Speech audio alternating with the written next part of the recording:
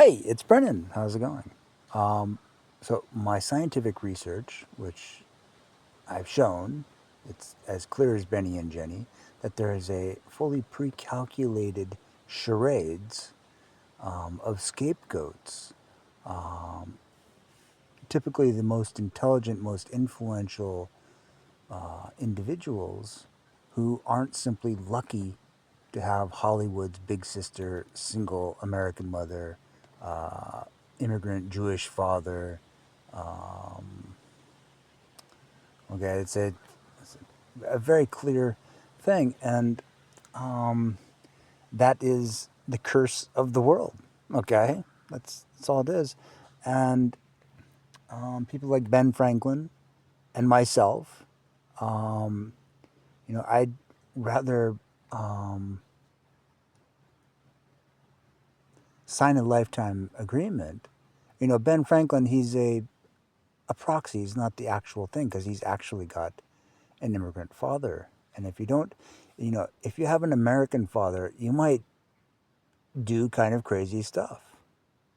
Ben Franklin is working as an apprentice to his older brother, probably much older. I'm not sure exactly. George Washington has that as well.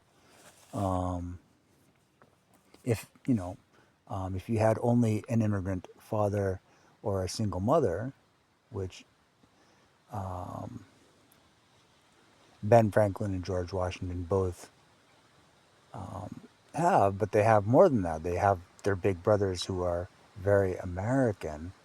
Uh, and I'm telling you guys um, and girls that I have it figured out, but at the same time, it's utterly difficult to do.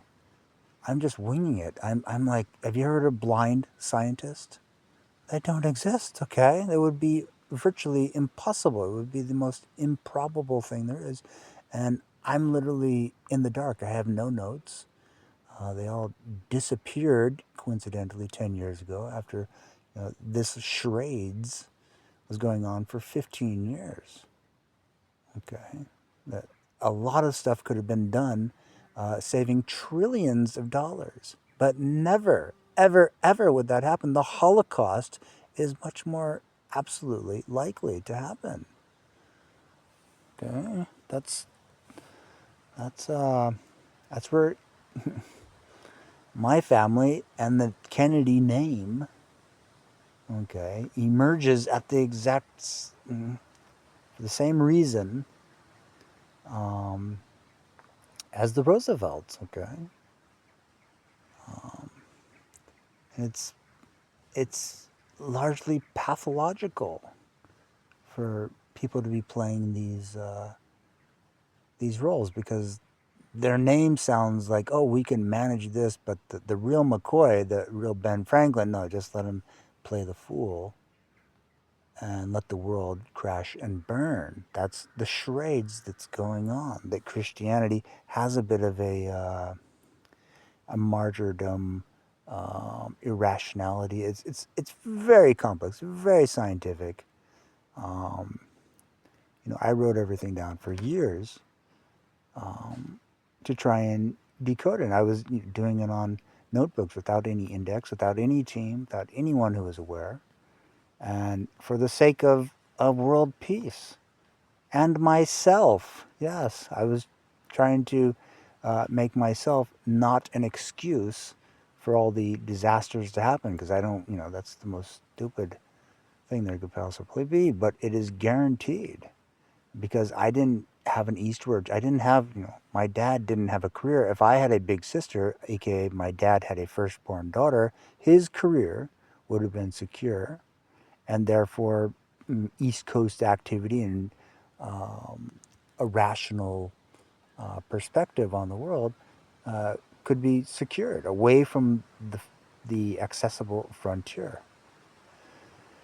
And instead, it's just not. It's always a scapegoat frontier. It's always a scapegoat mentality that it's fully pre-calculated. And I put on the best face and awareness that I can for to get people's respect and trust. And I can't do that with the internet. That is a guaranteed charades, a guaranteed expletive, wretched mentality. Okay, attitude, schmatitude. No, it's just the mentality of we have to have scapegoats. We have to have slavery and hatred and conflict going on forever because Ben Franklin. We just don't like the sound of that. It sounds way too German, for one thing. Franks, the Franks, okay, and uh, and he doesn't. He's got an American father figure, and he's got a little sister, and that's just the cliche. It doesn't even get up to speed until GPS is fully established when George Washington is 10 years old, or that's when it first begins. And the pandemics happened the very next, that same year, 1739. Pandemics is because George Washington isn't good enough to have, for him and his family, more or less, to get the hell out of Dodge, to, let those plantations go to some normal people. That would be someone who's about 5'6" in America. Anyone taller than that just looks like an extraterrestrial. Okay.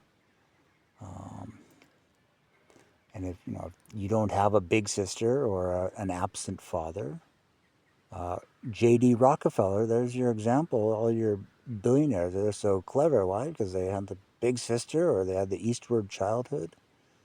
And all I have is the wisdom. All I have is the ultimate answers. But if you keep asking me questions, I start thinking, oh, you guys are psychotic, actually, or sociopathic, or just purely, completely prejudiced.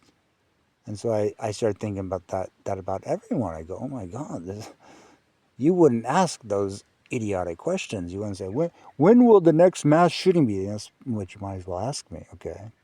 Or, who should the next mass, you want to get specific? Because, I think that's the charades, the cliche that, oh, yes, yes, no, we definitely, who do you hate the most? That's the only thing. That's the next question. See, this is going on. See. Complete insanity. See? Because it's never happened. Someone like George Washington, whose mother effectively becomes a healthcare worker at the time that George Washington's father dies, 1739, the first pandemic, the 7 Years' War, it all kicks off because technology is there and they figure we've got to have a scapegoat.